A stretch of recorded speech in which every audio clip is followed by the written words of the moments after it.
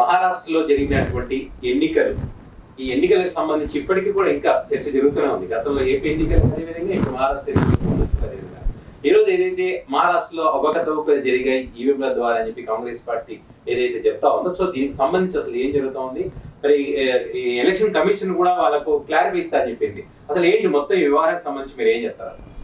నమస్కారం అండి.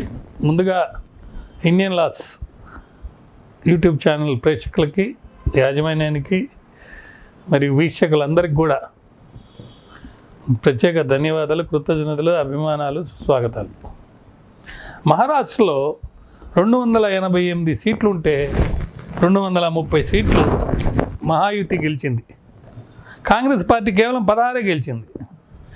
ఇది మనం ఏ కోణంలో చూసినా కూడా ఒక ఆశ్చర్యమైనటువంటి విషయంగా కనబడుతుంది. ఎందుకంటే మొన్న జరిగిన పార్లమెంట్ ఎలక్షన్స్లో కూడా ఎక్కువ సీట్లు వాళ్ళకి రావడం జరిగింది. మరి అటువంటి పరిస్థితుల్లో షిండే మీద ఒక సీరియస్ పొలిటికల్గా, రాజకీయంగా చాలా దుర్మార్గుడు, ఇతను తప్పు చేశాడని చెప్పి ప్రజల్లో ఉన్న ఈ సందర్భంలో ఇలా జరిగింది ఏందని చెప్పి వాళ్ళు ఫోకస్ చేసుకొని ఆలోచించేటప్పుడు ఈసీకి ఒక లెటర్ రాశారు.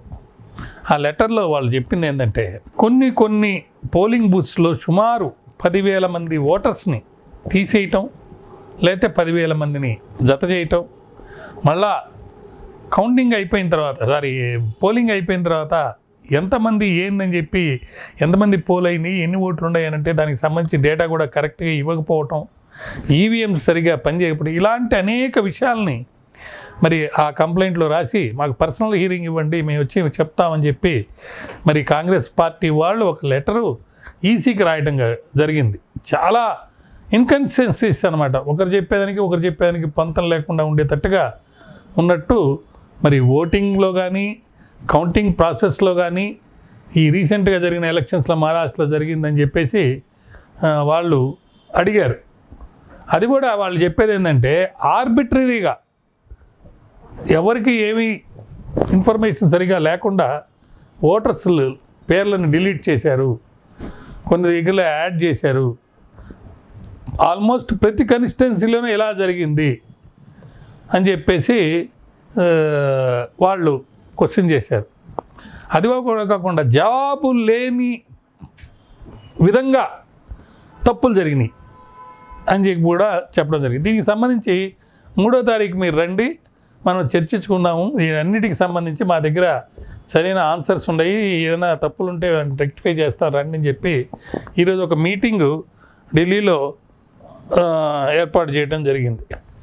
దీనికి సంబంధించి అక్కడ వాళ్ళు క్లెయిమ్ చేసింది ఏంటంటే, ఎలక్షన్ కమిషన్ వాళ్ళు 5 గంటల తర్వాత పోలింగ్కి ఓటర్స్ ఎక్కువ టర్న్అవుట్ అయినందువల్ల ఈ యొక్క పోలింగ్ ఆఫీసర్స్కి ఎండింగ్ ప్రాసెస్లో చాలా పనులు ఉంటాయి.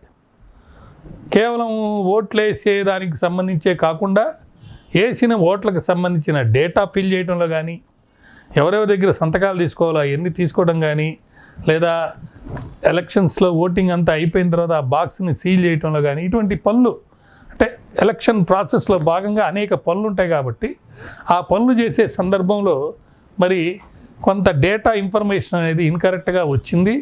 అంతేగాని రాంగ్గా, ఆర్బిటరీగా డిలీట్ చేయటం కానీ, యాడ్ చేయటం కానీ జరగలేదని చెప్పేసి ఎలక్షన్ కమిషన్ చెప్తుంది. మరి ఈవీఎంకి సంబంధించి ఆల్రెడీ చాలా పెద్ద ఫైటే జరుగుతుంది. దాని గురించి మనం చాలా విషయాలు చాలా సందర్భాల్లో మాట్లాడుకున్నాం. ఈవీఎం అనేది ఇప్పుడు కోర్టులో కొన్ని కేసెస్లో ఈవీఎంస్కి సంబంధించి ఆల్రెడీ కేసెస్ పెండింగ్ ఉన్నాయి. అవి ఫైనల్ డెసిషన్ వచ్చేదాకా మనం వాటి గురించి సబ్జుడిస్ కాబట్టి ఎక్కువ మాట్లాడాల్సిన అవసరం లేదు. కానీ ఎలక్షన్ కండక్టింగ్లో ఆ ప్రాసెస్లో జరిగినటువంటి భిన్నమైనటువంటి కళ్ళకు జరిగేటువంటి తప్పులకు సంబంధించి మటుకు ప్రజాస్వామ్యవాదులందరూ ఏమంటున్నారంటే, ప్రజాస్వామ్యంలో ఎలక్షన్ కమిషన్ అనేది ఇండిపెండెంట్గా, ట్రాన్స్పరెంట్గా, అంటే జవాబుదారితనంతో, పారదర్శకతతో పనిచేయటమే కాకుండా, పనిచేస్తున్నట్టు కనపడటమే కాకుండా, నిజంగా పనిచేయటమే కాకుండా, మరియు ఎక్కడైనా ఏదైనా డౌటు, ఇబ్బంది, కష్టం వచ్చినప్పుడు ప్రాపర్గా ప్రజలకు ఎక్స్ప్లెయిన్ చేసి, ఎడ్యుకేట్ చేసి, ఇది ఏమీ జరగలేదు, అన్నీ కరెక్ట్గా ఉన్నాయి అని చెప్పి చెప్పాల్సిన బాధ్యత వాళ్ళ మీద ఉంది. దాంట్లో భాగంగానే ఈరోజు మీటింగ్ జరిగినా కానీ మాకు విశ్వాసం లేదు అని చెప్తూ కాంగ్రెస్ పార్టీలో వాళ్ళ డిస్కషన్స్లో ముఖ్యంగా ఖర్గే గారు చెప్పిన సందర్భంలో ఫ్యాక్షనలిజం అనేది మన దాంట్లో ఉండకూడదు, ఒకరినొకరు క్రిటిసైజ్ అనేది చేసుకోకూడదు, లీడర్స్ అందరూ యూనిటీగా ఉండి పోరాడితేనే మనం ఎలక్షన్లో గెలుస్తామని చెప్పి ఆయన చెప్పడం జరిగింది. ఈరోజు జరిగే మీటింగ్లో మనకు ప్రజాస్వామ్యవాదులుగా మనం కోరుకునేది ఏంటంటే, వాళ్ళు అడిగినట్టు వాళ్ళకి పర్సనల్ హీరింగ్ ఇచ్చినప్పుడు దాని తదనంతరము వీళ్ళు ఇచ్చేటువంటి ఆర్డర్స్ కనుక ప్రాపర్గా కనుక లేకపోతే ఖచ్చితంగా జ్యుడిషియల్ రివ్యూలో కోర్టులో దీనికి సంబంధించి జరిగే ఆల్రెడీ పెండింగ్ ఉన్న మ్యాటర్లు కానీ రాబోయే మ్యాటర్లో కానీ మరి ఎలక్షన్ కమిషన్ మీద ఎంతో ప్రత్యేకమైనటువంటి బాధ్యత ఉంది. ఆ బాధ్యత నెరవేర్చి ఖచ్చితంగా ప్రజలందరికీ ఆమోదయోగ్యంగా ఒక జవాబుదారీ పరిపాలన ఉన్న విధంగా పనిచేస్తున్నట్టుగా ఈసీ కనపడటమే కాదు, నిజంగా చేయాలి, చేస్తారని నేను ఆశిస్తున్నాను. నమస్కారం.